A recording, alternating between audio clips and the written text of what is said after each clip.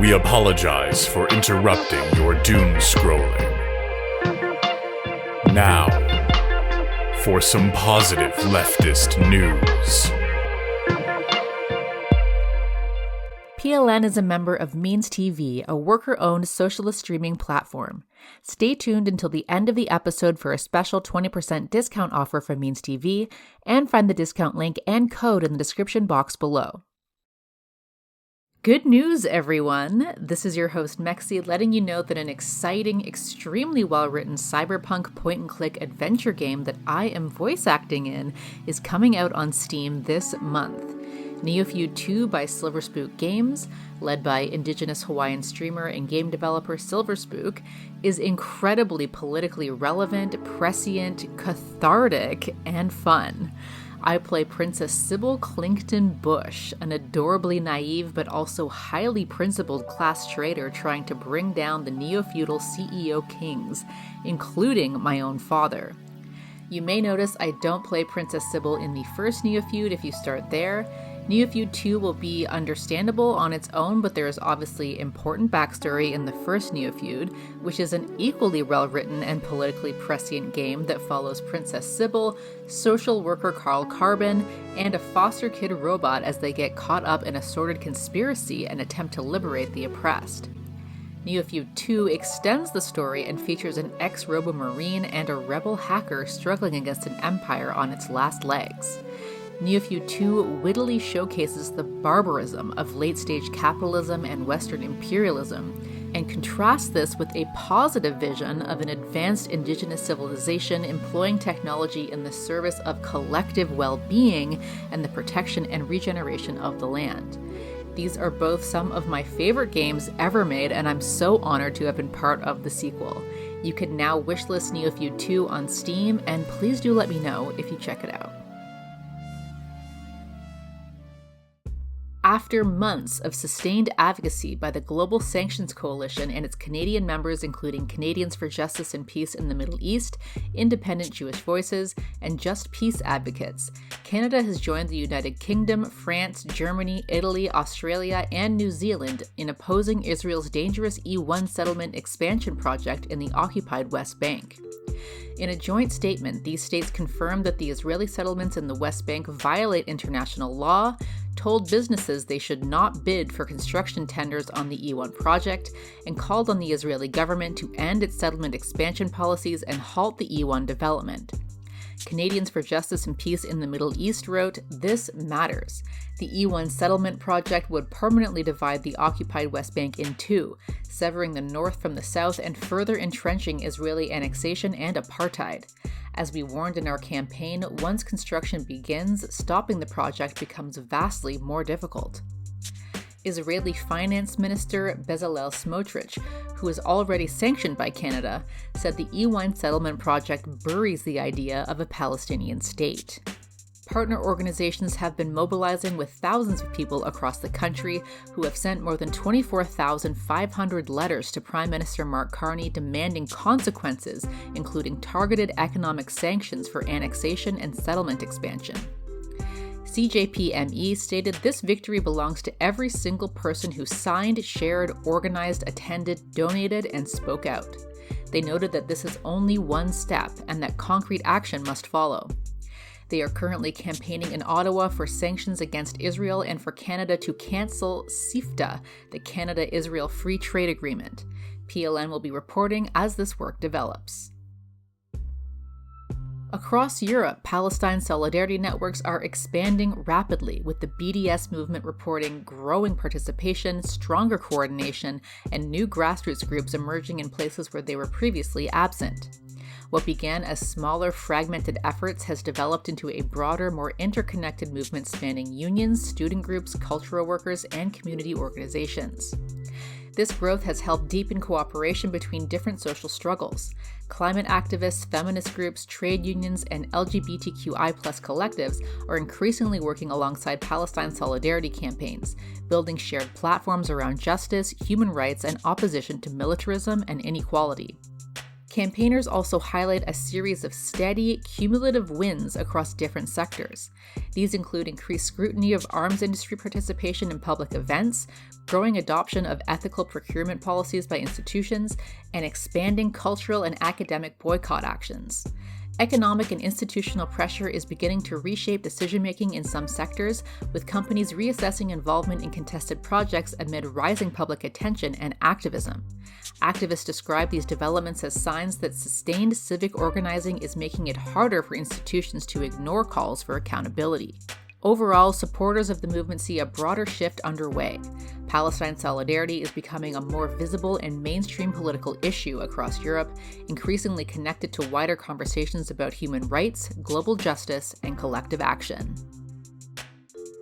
The Peshla Protector Camp achieved a win this month as a federal court hearing resulted in a temporary restraining order being granted to plaintiffs in their ongoing lawsuit against the U.S. Forest Service. The move banned drilling at Peshla for 14 days, and an injunction hearing was scheduled in late May, but was ultimately abandoned after the mining company Pete Leon & Sons completely withdrew its exploratory drilling plan and pledged to abandon the project. The Peshla Protector Camp was set up to oppose the drilling permit issued by the U.S. Forest Service in South Dakota's Black Hills, which sparked protests from Indigenous communities and environmental defenders as sacred land and treaty rights were at risk. The permit allowed exploratory graphite drilling at Peshla, a site sacred to Lakota, Dakota, and other Indigenous nations. The area has been used for ceremony for thousands of years. Organizers argued the project violates treaty protections, including the Fort Laramie Treaty of 1868, and undermines agreements recognizing Peshla as a protected sacred site placed into federal trust in 2014. They warned of threats to cultural survival and the Rapid Creek watershed, a key water source. This is a huge win for the people, for tribal nations, and for all those who believe in clean water and protecting Mother Earth, said Wizzy Pangariat, president of NDN Collective. Valeria Big Eagle, director of HESAPA initiatives at NDN Collective, said, "As a mother and an auntie, this is a big win for future generations, the land, and the water. This victory would not be possible without all the support from the people, including our elders and spiritual leaders. This was a true community effort. To all those who supported the Peshla Protector Camp, if online or in person, we are so grateful for your support." Through their Let Cuba Live campaign, the People's Forum raised over $700,000 to send solar panels and batteries to hospitals and clinics across Cuba. The Trump administration's tightening blockade has allowed only one fuel shipment to reach Cuba, leading to ongoing blackouts that are devastating the country's public health system. But the People's Forum and thousands of donors refuse to accept that as the end of the story. After overcoming enormous obstacles designed by the U.S. to block aid to Cuba, they purchased 10 autonomous solar kits, 65 kilowatts each, to be distributed in 10 hospitals, enough to power operating rooms, intensive care units, and other vital hospital areas. And 33 smaller solar kits, up to 6 kilowatts each, for 33 rural clinics in eastern Cuba. These will help the island's health system transition to renewable energy so Cubans can access the high-quality, free healthcare they always had. The People's Forum wrote, "The generosity and energy of the campaign so far have shown that people in the U.S. and around the world understand the urgency of standing up with the Cuban people against the genocidal policies of the U.S. We want to secure more solar panels for even more hospitals and clinics. Trump can't block the sun, and he can't block our solidarity." We will leave a link to the show notes for anyone wishing to donate to send more solar kits to Cuban hospitals. And Cuba and Vietnam have launched a joint agricultural initiative aimed at strengthening food production and advancing food sovereignty through expanded rice cultivation in eastern Cuba's Granma province. The project is part of broader efforts to boost domestic supply and reduce reliance on external food imports. The initiative currently covers around 160 hectares in the Jose Marti community, with plans for significant expansion up to 25,000 hectares in the coming phases. It is being developed through a long-term cooperation model that combines Vietnamese agricultural expertise and technology with Cuban land resources and local labor. A previous pilot project in Pinar del Rio laid the groundwork for the current expansion, with more than 1,100 hectares harvested and thousands of tons of rice produced, demonstrating early gains from the partnership. Cuban authorities have described the new phase as a step forward in strengthening national agricultural capacity and rural development. The program is part of Cuba's wider strategy to improve food security through international cooperation and locally rooted production systems. Officials highlight that the project's early mechanized harvest in Grama mark an important milestone in building more resilient and self-sufficient food production networks. Across Bolivia, mass mobilizations of workers, peasants, teachers, and indigenous communities are intensifying in response to sweeping austerity measures, privatization policies, and rising living costs under the government of Rodrigo Paz. Protesters describe a growing national movement defending land, wages, public services, and economic sovereignty against a coordinated push to deepen neoliberal restructuring. Demonstrations and road blockades have spread as communities resist cuts to healthcare and education, fuel hikes, and land dispossession. Organizers report increasing coordination between unions, neighborhood assemblies, and rural movements, with growing calls for open assemblies in workplaces and unions to strengthen rank-and-file control over decisions and negotiations. Amid this wave of struggle, left-wing organizations and activists are calling for a nationwide general strike and the creation of coordinated action committees to unify dispersed struggles across sectors, including transport workers, factory workers, airport staff, and sanitation employees. The aim, they argue, is to build a shared platform capable of linking urban and rural resistance into a single national movement. The movement is also advancing broader demands for structural change, including nationalization of key industries under worker and community control, redistribution of land from large agribusiness holdings, and stronger protections for indigenous self-determination. These proposals are being framed as part of a larger push to shift economic power away from the elites and toward democratic control. Supporters of the strike movement describe the unfolding events as part of a wider struggle over who controls Bolivia's future, arguing that real solutions must come from grassroots self-organization rather than elite negotiations. As mobilizations expand, they emphasize building new forms of popular democracy rooted in assemblies, collective decision-making, and coordinated action across workers, peasants, indigenous, and youth organizations. A series of actions targeted Amazon founder Jeff Bezos ahead of the 2026 Met Gala, with campaigners projecting protest messages onto his New York penthouse and other prominent buildings, calling attention to wealth inequality and labor conditions linked to Amazon. The actions were carried out by the group Everyone Hates Elon, which also staged a range of symbolic protests in the days leading up to the high-profile fashion event, including installations inside the Metropolitan Museum of Art and projections across major New York landmarks. The campaign called for a boycott of the Met Gala and criticized Bezos' role as an honorary chair and major donor. Activists argued that the event highlighted billionaire influence over cultural institutions, with slogans demanding higher taxation and greater accountability from ultra-wealthy donors. Some actions referenced Amazon warehouse working conditions, including testimony from workers describing financial insecurity and lack of workplace protections. One projection featured a video message from an Amazon worker living with cancer, who said she struggled with low wages and called for the Met Gala to honor the company's workers instead of the billionaire. The protests form part of a broader wave of public-facing activism targeting elite philanthropy and corporate exploitation, using high-visibility cultural events to amplify demands for economic justice. Mexico's government has announced a major debt relief program aimed at small-scale farmers, producers, and fishermen with the goal of easing financial pressure on those burdened by unpayable loans. The initiative is designed to allow the vast majority of debtors, around 99.5%, to settle or restructure debts that have become impossible to pay, often trapping rural families in cycles of debt and vulnerability. President Claudia Sheinbaum framed the measure as part of a broader social support for rural communities, stating, "Today we have the great news that many of those debts have already been paid off." She added that the government aims to significantly reduce or eliminate debts owed to the National Agricultural Development Finance Agency, offering relief to thousands of farmers across the country. According to government figures, tens of thousands of small producers are expected to benefit, with some debts fully canceled depending on eligibility. Overall, the program is being presented as a large-scale intervention to ease rural debt, reduce economic pressure on small producers, and address what officials describe as widespread financial vulnerability in the agricultural sector. Across India, hundreds of thousands of workers took part in coordinated demonstrations and workplace actions under the banner of National Demands Day, organized by a broad alliance of left-leaning trade unions and sectoral federations. The mobilizations brought together workers from across manufacturing hubs, industrial clusters, and factory zones, with protests highlighting worsening conditions for contractual and unorganized labor.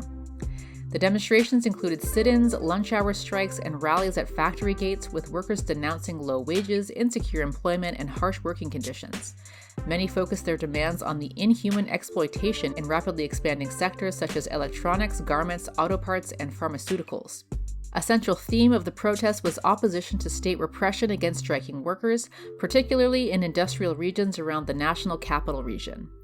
Union statements condemned what they described as a state-backed corporate offensive against the democratic rights of the workers, amid reports of mass arrests, raids, and surveillance targeting labor organizers and union leaders.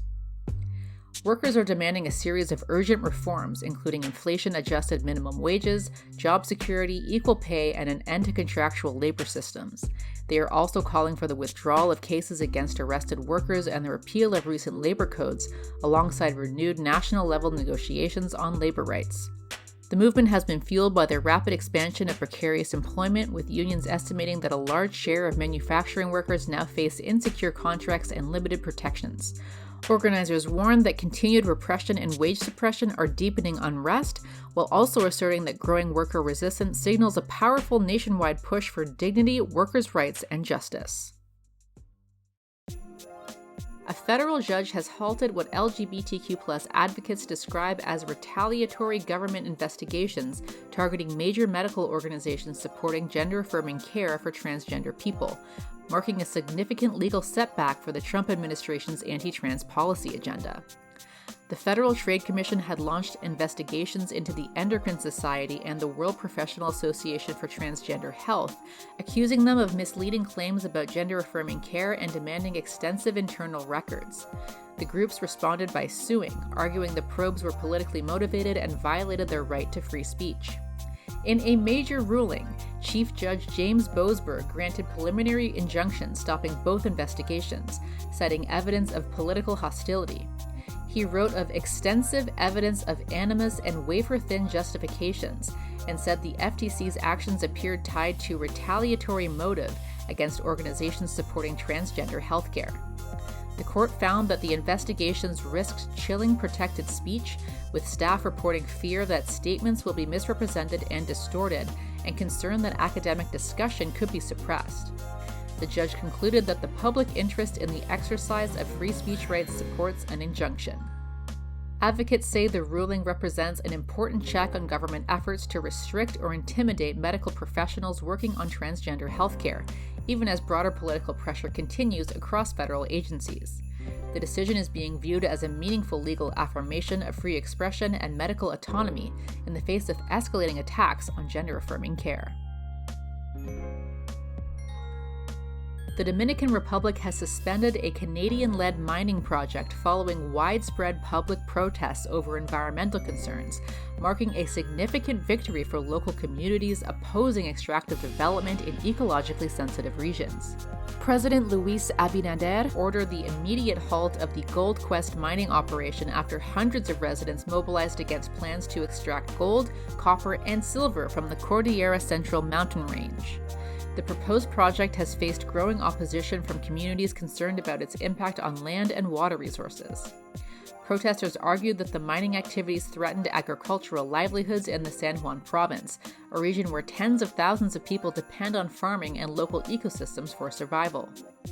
The decision to suspend the project has been widely seen as a reflection of growing environmental awareness and the power of community-led resistance to large-scale extractive projects. For environmental advocates, the move represents a notable example of popular pressure shaping national policy against large extractive interests.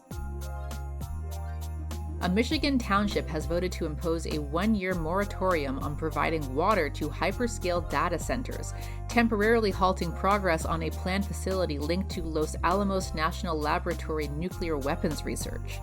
The decision is intended to allow time for further environmental and infrastructure review before committing local water resources to large-scale computing projects. The proposed $1.2 billion, 220,000 square foot facility planned for Ypsilanti Township's Hydro Park has faced sustained local opposition since it was first announced. Community members and officials have raised concerns about the scale of its resource use, including estimates that the site could use around 500,000 gallons of water per day. During the moratorium period, no new capacity agreements will be signed. While construction plans for the data center may still move forward, the decision marks a significant moment of community pushback, reflecting growing public scrutiny of large-scale AI and defense-linked infrastructure projects and their environmental and social impact. China's major state-owned energy companies are rapidly scaling up a historic shift away from fossil fuels, channeling massive investment into hydrogen, solar, offshore wind, and next-generation clean technologies as part of the country's accelerating dual-carbon transformation. Sinopec is developing a nationwide network of 150 hydrogen refueling stations and deploying more than 141,000 electric vehicle charging points. The company is building what it describes as a future-oriented clean energy ecosystem. China National Petroleum Corp is also accelerating investment into renewable infrastructure, committing over 41 billion yuan to new energy and advanced materials, while reporting a 68% surge in wind and solar generation.